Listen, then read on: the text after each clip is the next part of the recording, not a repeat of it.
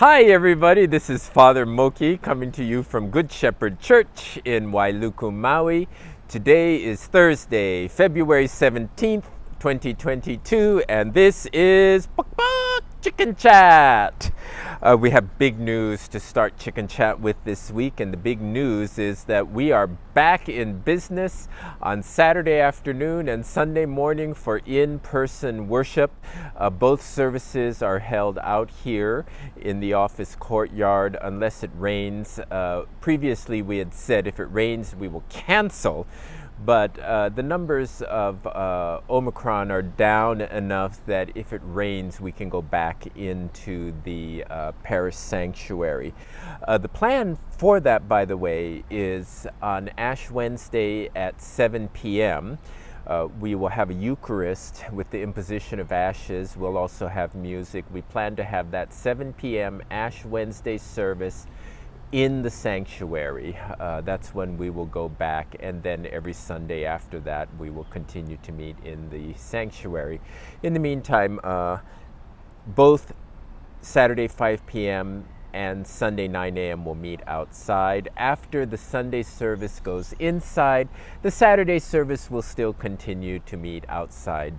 The group really likes that, and I do too. This is a beautiful worship space here under the monkey pod trees. So anyway, that's that. That's the big news for the week. We do have 3 birthdays between February 17th and February 23rd. Mitchell Aboy, Andrew Yagan, and Gavina Dades. So happy birthday to the 3 of you.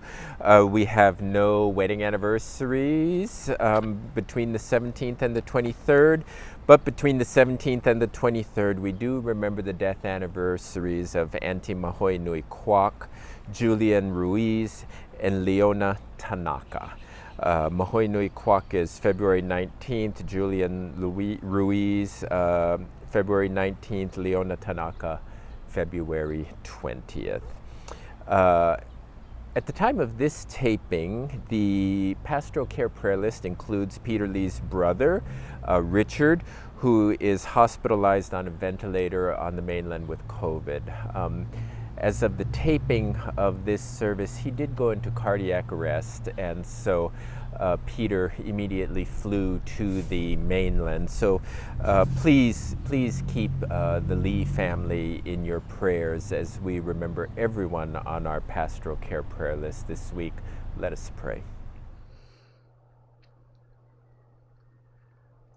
Eric, Paula, Jim, Donna, Filomeno, Amy, Joseph, Sana, Bill, Judy, Lucille, Paulino, Catalina, Maggie, Shirley, Dolores, Leilani, Jacinta, Juanita, Dixie L, David, Richard, Kevin, Trip, Joyce, Elmer, Sparky, Sonia, Nelson, Pilar, Nick, Marilyn, Ernesto, Randall, Heidi S., Cora S., Barbara, Charlesta, Paul, Wendy, Dan, Gabby, Lynn, Tomo, Christy, Maisie, Chris, Blandina, Samantha, Cynthia, Fred, Kaili, Suzanne, Paige, Dominga.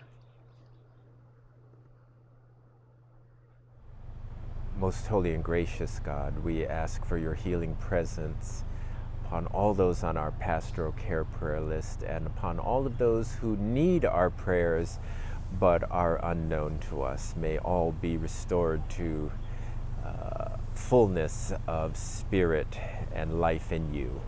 Amen. Please know that if you do have any special prayer requests, to let me know right now by text or by email. In the future, we'll set up a mechanism where you can submit prayer petitions online, but we're not quite there yet, so bear with us. Let's see, what else do I have for you? Oh, the memory verse for February comes from the first letter of John 3:16.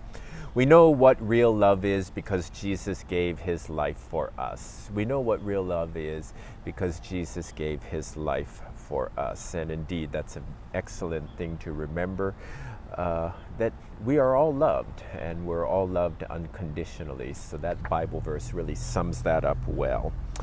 A few other things. Cora has been on vacation until today, so we're very glad that she's back in the office. We did fine, and we coped just fine, but we're really glad she's back in the office. We do have a work day scheduled for next week, Saturday, February the 26th, beginning at 8 o'clock until we are finished. There's also going to be a special focus on cleaning up the areas around the Stations of the Cross and taking care of the parish hall attic. Please see the February Shepherd staff for more information, and we thank Louise Aloy for organizing this effort once again, and we hope to see you all there. This week, Sunday, the Cramp Ohana will be in charge of the Ka Ohana kitchen. Last week, Sunday, it was the group from Bear, and let me tell you, they had like chicken curry, pancit. Oh gosh, that food looks so good. I'm sure the people who showed up were very, very happy, and there were quite a number of them even at 12 o'clock when I came to say the prayers who were outside waiting. A Cup of Cold Water is making Central Maui runs again, and they need more volunteers to resume the Kihei runs. They do need gently used backpacks, board shorts, especially size small, hoodie sweatshirts, especially size large, slippers, first aid items, reusable shopping bags, the kind that you get from Target and Walmart, and lightweight blankets. It's cold out there in the evenings. Also, we were talking to Deb Lynch on Monday, and we're like, oh, Deb, what are you doing here? And where was the van, you know? And so what happened was, there's a thing in Paia, at the Paia Community Center at 8 o'clock called Maui Police Department in Community, I think. Maui Police Department and Community Partners. Yeah, that's what it was. And so a cup of cold water goes down there at the invitation of the MPD, as do other entities like a van for with a nurse in it, somebody who has offers barber services and these kinds of things, and they have a one-stop shopping place for everyone to go who's in need of different services in Paia, and they've been doing that. They did that on Monday morning, beginning at 8, and they stayed till about 10:30, and it looks like they're going to continue that effort. So I'm very proud of A Cup of Cold Water. It's a diocesan ministry, but I am really, really happy with the way that this congregation and all the Episcopal churches on Maui, in partnership with other faith partners, work together for the building up of the kingdom and serving those in need. So really, really wonderful ministry. Good Shepherd Women in Ministry is doing a donation drive in February to benefit A Cup of Cold Water, and they are accepting cases of bottled water. Sunday, somebody brought a case of bottled water. We put it up in front of the altar as part of our offering of our life and labor unto the Lord, and it got to the appropriate people after that. So you can bring it to the church office, or you can bring it on Sunday morning or Saturday afternoon, as the case may be. There is a bazaar coming up by the Good Shepherd Women in Ministry on March the 12th at 8 o'clock a.m. to 1. They will have household items, baked goods, and bento lunches for sale. The proceeds will go to support the ministries of the Good Shepherd Women in Ministry, and those ministries that they support include A Cup of Cold Water, the Church Periodical Club, who purchases back to school supplies, and donations to those in need during the holidays. That's the giving tree and that kind of thing. They will take donations for that bazaar starting February 27th, and they will take baked goods on March 12th, the day of the sale. Please see the Shepherd staff for more details. Like I said, we're back in person outside at 5 p.m. Holy Eucharist. 9 a.m. Sunday for Holy Eucharist outside for the month of February. And of course, you can always join us online for the virtual Liturgy of the Word, which launches at 7 o'clock a.m. on Sundays on Facebook Premiere and YouTube. This coming Sunday, we will be praying for the Episcopal Church in Jerusalem and the Middle East. It's located where they're headquartered where St. George's College is headquartered in Jerusalem, and I have gone on pilgrimage through St. George's College. So they're just a wonderful group of people, and they were so nice because they got word that I was there on my ordination anniversary, my eighth anniversary, and the bishop there and the dean of the cathedral invited me to preside at the Eucharist for my anniversary. I got to preside the Eucharist in Jerusalem, in the Holy Land where Jesus was. It was so cool. Also, we're praying for Calvary Episcopal Mission in Kaneohe and the Reverend Dustin Berg and his wife, the Reverend Heather Hill, who happens to be the rector at St. Clement's. They are a clergy couple in the Diocese of Hawaii.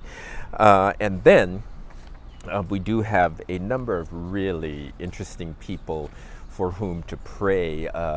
The social reformer, Frederick Douglass. Many of you have heard of Frederick Douglass. He was an abolitionist, woman suffragist, editor, orator, author, statesman, and reformer.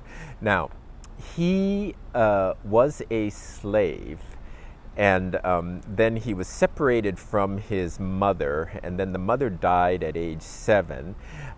When Frederick Douglass was 7, and he was with his grandparents to be raised, but owned by a master. And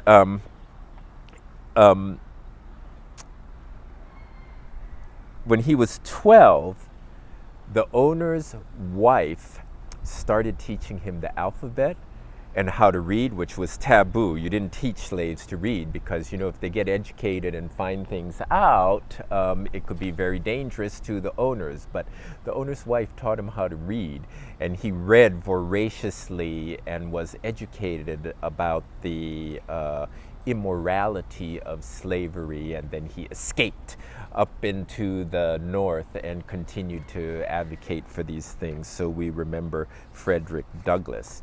Then we have John Henry Newman, who started out as an Anglican priest and then converted over to the Roman Catholics because he liked their liturgical style better than what the Anglican Church was doing at that time. And he became instrumental in this group called the Oxford Movement, who restored kind of more Roman Catholic liturgical style back into the Anglican faith. And so we remember John Henry Newman. I'm trying to think if I wanted to tell you anything more about him. Nope. Then we have Margaret of Cortona, who was a monastic, and so she was born to farming parents, and then she hooked up with this guy. Now she never married him. She was his mistress, and they had a child together, and then and he took care of her and the baby. And then one day he was out hunting, and the hunting hound came back alone. And so they went out to look for him, and they found him dead. He had been murdered. And so they, the family of that guy basically told her to get lost because she was a mistress. So she went back to her family, who said, get lost because, you've got a kid out of wedlock and we don't want anything to do with you. So she went into a monastery and they took her in, and as a result of their kindness, she became a monastic and her son became a friar. Then Eric Lidell. Okay, now you should know the name Eric Lidell, not because Lether's Feast and Fast, and we discussed him last year, but because he is the Olympian on whom the movie Chariots of Fire is based. And that Chariots of Fire won an Oscar for Best Picture of the Year in whatever year it came out. But anyway, Eric Lidell was born in China, and his parents were missionaries in China.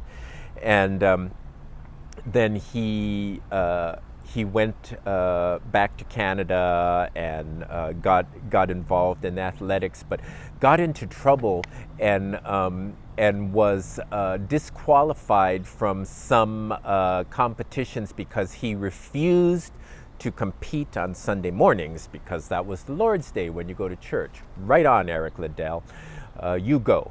And so anyway, he married this lady and took her back to China after he became an Olympic medalist, and they did missionary work. And then, as you know, the Japanese invaded Manchuria, and as a result, he sent his wife and children back to Canada, but he stayed in China to do mission work and was captured by the Japanese and placed in an internment camp where he died in 1945, just before the end of World War II. And let's see, what did he die of? Oh, he died of a brain tumor.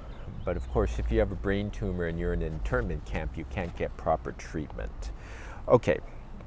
Now we've got Polycarp, Bishop of Smyrna and a martyr.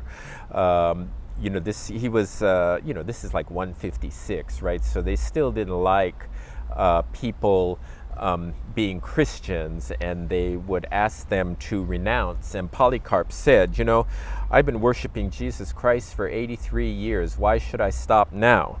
And they didn't want to kill him, but the magistrate felt like he had no choice, because you've got to mean what you say, right? So they said they're going to burn him at the stake. So they put him in the stake, and they started the fire. And a very, very kind person, after the fire started, came up from the crowd and stabbed him in the heart and killed him instantly, so he didn't have to suffer the pain of the flames. Then we have Matthias the apostle. So when Judas betrayed Jesus and went off, they had to replace him. And so they cast lots, and they came up with Matthias. And that's pretty much all we know about him, because after Pentecost, we don't know very much about the apostles on an individual basis, except for Peter and Paul, because they did so much mission work and caused so much trouble that Paul wrote and people wrote about Peter. Then we have Emily Malbone Morgan, who was a prophetic witness. Let's see, born in Hartford, Connecticut.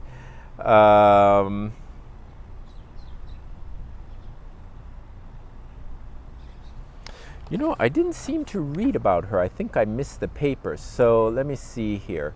Her friend fell ill with a hip disease, which made her a lonely invalid in town, where she had no family and friends. And so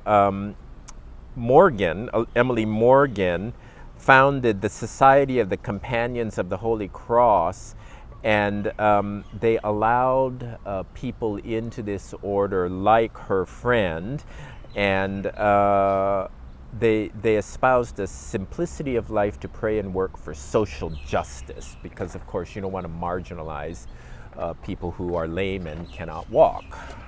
Then we have John Roberts, not the Chief Justice of the Supreme Court, but John Roberts, a priest who was a minister to the Shoshone and Arapaho on the Wind River reservations. This was in Wyoming, and he founded boarding schools and translated religious materials, including Bible passages, into the vernacular so that people could understand. And then when he retired, he would have had the opportunity to leave the reservation, but he decided to stay, and he stayed on the reservation after his retirement and was there until he died at the age of 97, okay? Then we have Fotini. Fotini is the Samaritan woman at the well, and Greek Orthodox tradition holds. I'm not going to unpack the woman at the well because you guys know that story. But in the Eastern tradition, they gave her the name Fotini, and they say that like if you watch The Chosen, I've been plugging this thing.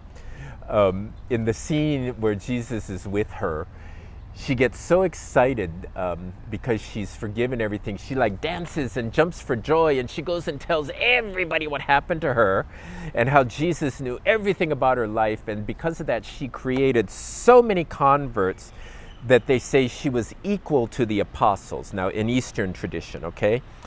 Then, because of that, she got the attention of the Emperor Nero, and they took her before him to answer for her faith, and she was tortured, and she died a martyr because they threw her down a dry well. So the woman at the well got thrown down a dry well. Another person, in case you don't know, who got thrown down a dry well and was killed was the daughter of Tsar Nicholas. One of his children was not with them when they were in that place where they all got shot, because she was a nun, and so the authorities went and got her out of the convent, and they threw her down a well also. Just a little aside, not a nice way to go. So that's the saints that we have, those are the saints that we have coming up for this week. Now, I don't know what's going on here at Good Shepherd Church and these chickens. They're very elusive here in the courtyard. You notice that in past few weeks, we haven't had a lot up here in the courtyard, but let me tell you, they are around the church. And Dixie and I were walking back from over by the commercial properties. I don't know what we were doing over there. We were checking out something, and we see this chicken over by the parish hall window. And the chicken, see, they're out there in the parking lot, but not up here. But anyway, he was walking like all kapakahi, which I thought was weird, but then his wing was fanning out like this. And I told Dixie, you watch, there's another rooster around, and he's picking a fight. And sure enough, along comes another rooster, and these two start fighting. This is about 12:30 on Sunday. And so because of that, and they were in combat, but they didn't really hurt each other. And it was Super Bowl Sunday that we saw these chickens. So for that reason, we would like to name the chickens of the week Bengal and Ram. Bengal and Ram. For making us aware of the Super Bowl and all that kind of stuff, we named the chickens of the week Bengal and Ram. Congratulations to you, Bengal and Ram. Take care, everybody. We'll see you next week. Bye now.